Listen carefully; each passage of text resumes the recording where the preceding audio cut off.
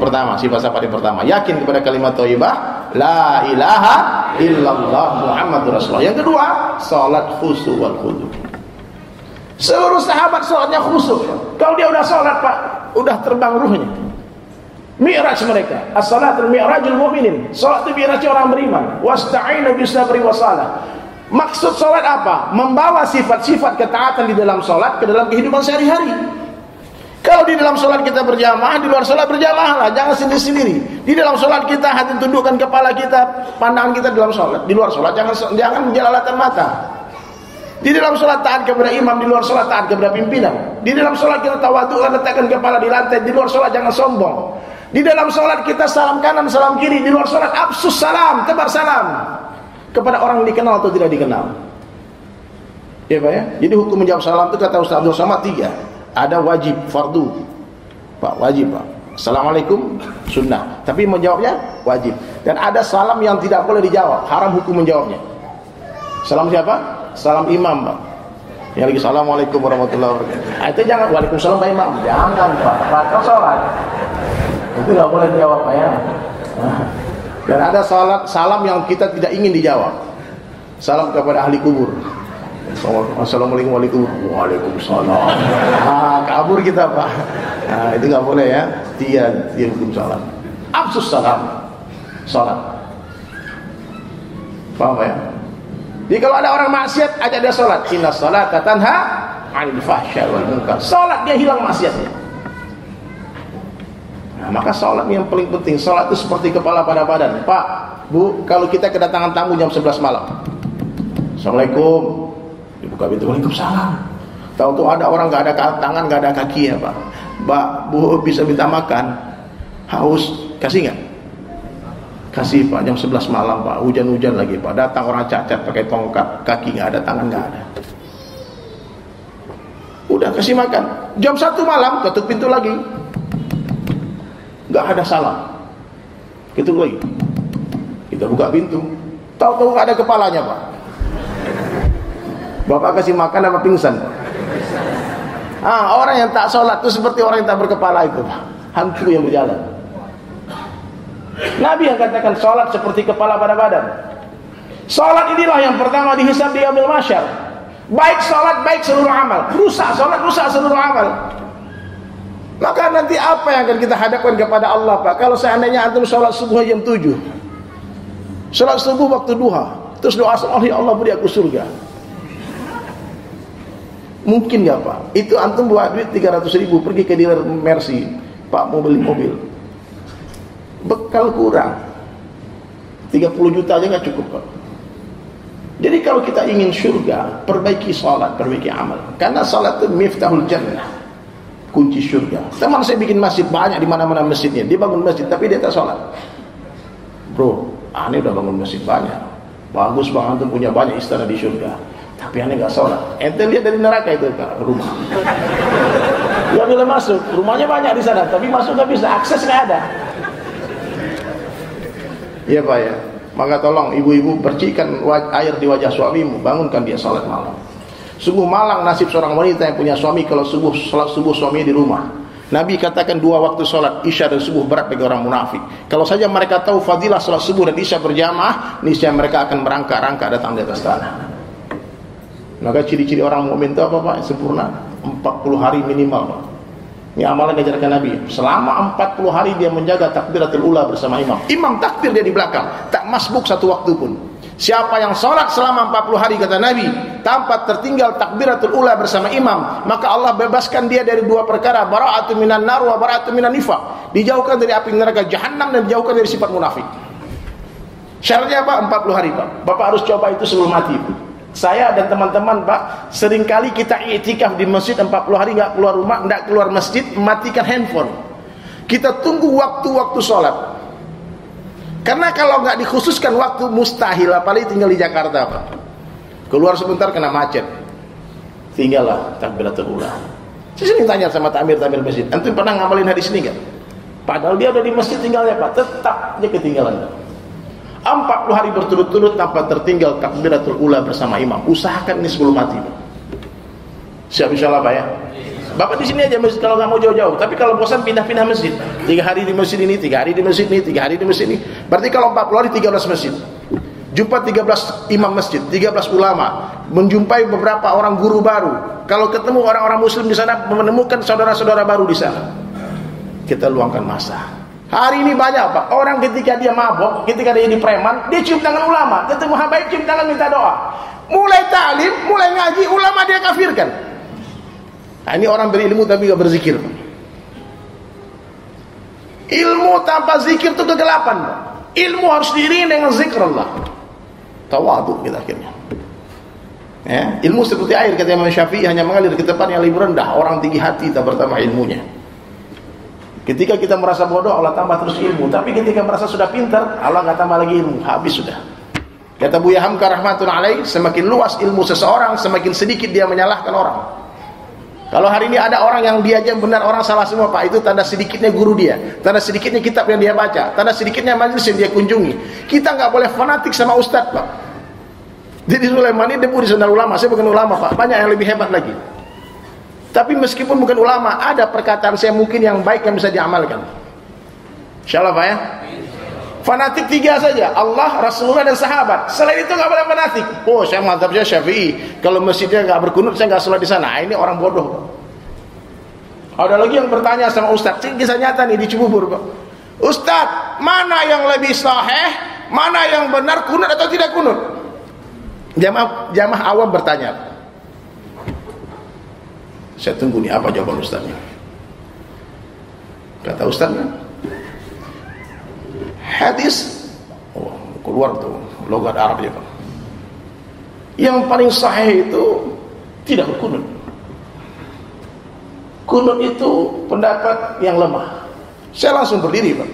Memang saya bukan alumni pesantren, saya nggak ada LCMA di belakang saya, tapi bagi saya jawaban itu kurang ajar. Ustadz, mohon maaf, kalau khilafiyah tak perlu dicari mana yang paling benar, karena dua-duanya benar. Kalau Ustaz katakan salah satu paling benar, Ustaz akan membuat perang di masjid.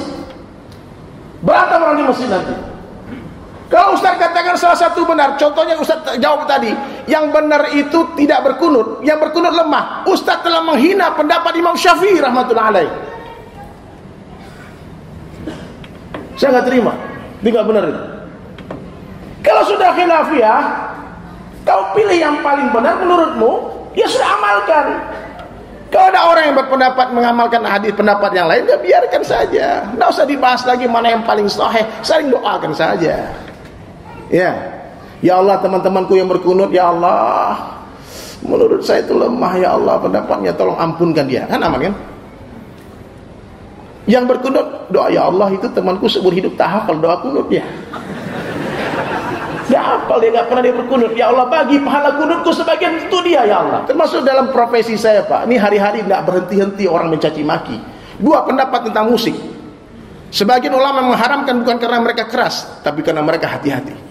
Sebagian ulama membolehkan untuk maslahat dakwah, bukan karena mereka lembek, tapi karena mereka melihat ada maslahat, ada berjuta umat Nabi yang tak mau datang ke majelis ilmu yang harus didekati ke sana oleh para musisi, oleh para orang-orang yang bekerja seni. Ini khilafiyah. Jangan antum cari mana yang paling benar. Nanti kontong-kontong pukul-pukulan nih umat.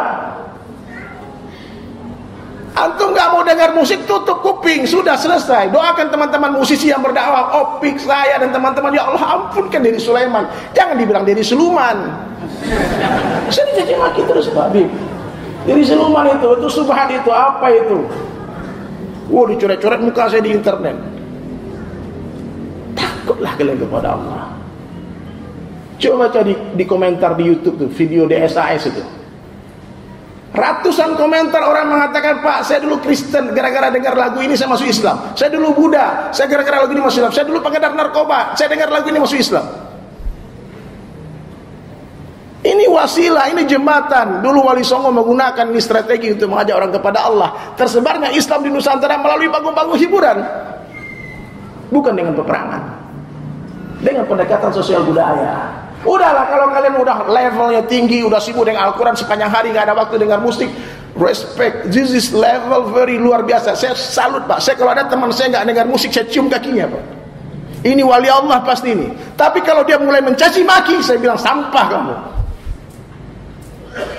Kau caci maki itu Opik, kau caci maki itu Almarhum Uje, caci maki itu Maher Zain. Maher Zain itu udah datang langsung kepada Syekh Yusuf Qardawi, Pak. Dia minta fatwa tentang lagu insyaallah. Insyaallah. Dia katakan asal. Ini baik. Sampai beliau bikin satu kitab babul musik, fikih musik. Bacalah itu, sehingga kau tak lagi mencaci maki khilaf. Khilaf itu dua-duanya benar. Ada ulama yang punya dalil. Kau pilih yang mana yang paling benar dan terus melangkah sampai berjumpa dengan Allah. Doakan saudara muslim. Jangan kau hina, jangan kau masukkan dia ke neraka jahanam. Ini orang belum mati udah masuk neraka. Allahu Akbar. Iya Pak ya. Itu benar Pak, musik haram itu benar Pak. Ketika azan berkumandang. Betul, saya setuju. Ketika lagi sholat main musik haram. Ataupun saya lagi ngaji ente gitar-gitar aja. Digebukin masa tuh. Iya Pak. Baca Al-Quran itu bisa haram hukumnya kalau dibaca di dalam toilet, bukan pada tempatnya. Makanya orang berilmu paham, setiap perintah ada waktunya, setiap perintah ada tempatnya. Ada waktunya, ada tempatnya. Dulu saya main musik 8 jam setiap hari. Sekarang 8 jam mungkin setiap bulan. Itu pun gak sampai kadang-kadang. Pengen mengajak teman-teman di Nata Reza. Itu viewer di YouTube-nya puluhan juta orang nonton. Dia sholat 5 waktu. Sholat dia. Kata Imam Ghazali, selama satu orang itu masih sholat dan sujud menghadap kiblat, fokus dia menghadap Ka'bah, jangan pernah sekalipun kalian mengatakan kafir kepada mereka. Tugas kita hari ini mengislamkan orang kafir, bukan mengkafirkan orang Islam. Ikramul muslimin, dia muliakan saudara muslimnya. Tak sempurna iman kalian, kata Nabi, sebelum kalian mencintai saudara muslim kalian seperti kalian mencintai diri kalian sendiri. Pak, kalau kalian tak cinta sama saya, tidak pengen saya masuk surga, berarti kalian bukan saudara, bukan beriman. Cinta. Pikirkan nasib akhirat saudara kita. Letakkan diri di bawah rumput. Berikan hak saudara muslim kita. Hak kita minta sama Allah. Memberi kepada makhluk, meminta hanya kepada Allah. La ilaha illallah. Katakan setiap hari, sebaik-baik saya lebih baik orang lain. Coba diikuti Pak. Sebaik-baik saya lebih baik orang lain. Seburuk-buruk orang lain lebih buruk saya. Anjib kan? Ini orang tua saya lebih baik dari saya, ini orang tua saya. Tapi orang tua saya, mereka lebih duluan beramal soleh dari saya, pasti pahala mereka lebih banyak daripada pahala saya. Ini adik-adik ini lebih baik dari saya. Kenapa? Saya lebih duluan bermaksiat daripada dia, pasti dosa saya lebih banyak daripada dosa mereka. Jangan sekalipun merasa sama dengan orang lain, apalagi merasa lebih baik. Diharamkan mencium bau surga. Dan sifat sahabat yang kelima apa? Tasihun niat, ikhlas. Luruskan niat sebelum beramal, sedang beramal, setelah beramal banyak-banyaklah istighfar. Maka jadikan dakwah ini sebagai kerja utama kita. Dakwah adalah umul fardu, ibu dari segala amalan. Orang sholat belum tentu berdakwah, orang zikir belum tentu berdakwah, orang haji belum tentu berdakwah. Tapi orang dakwah pasti sholat. Orang azan Pak, Allahu Akbar, Allahu Akbar, dia panggil orang azan. Tak datang orang satu orang pun. Kira-kira muazin sholat sendirian apa pulang? Kata muazin ini orang kampung kafir semua, jangan-jangan. Aku pulang kata. Nah, itu muazin gila Pak, sakit otak dia. Dia azan tak ada orang datang, dia pasti sholat sendirian. Ya, karena siapa yang pertama kali akan dapat dari manfaat dari dakwah adalah diri kita. Dakwah itu orang lain adalah sarananya, diri kita adalah sasaran. Sepertinya untuk orang, padahal untuk diri kita. Maka hadirin sekalian, ajak sebanyak mungkin orang kepada Allah. Satu orang saja yang dapat hidayah asbab kita, itu lebih baik daripada seluruh benda yang disinari matahari. Itu lebih baik daripada seluruh dunia beserta isinya. Semua seperti dakwah Pak, tidak iya. Bapak berangkat ke Amerika, ke Eropa, ke Rusia, cari duit sebanyak mungkin, gunakan seperlunya, sisanya fisabilillah. Sebarkan agama. Semoga Allah beri kita paham semua hadirin sekalian, dan Allah terima kita, ampunkan semua dosa-dosa kita, dan istiqomahkan kita dalam mencintai Allah dan Rasulnya. Subhanallah bihamdihi, subhanakallah bihamdika, asyhadu an la ilaha illa anta, astaghfiruka wa atubu ilaik. Assalamualaikum warahmatullahi wabarakatuh.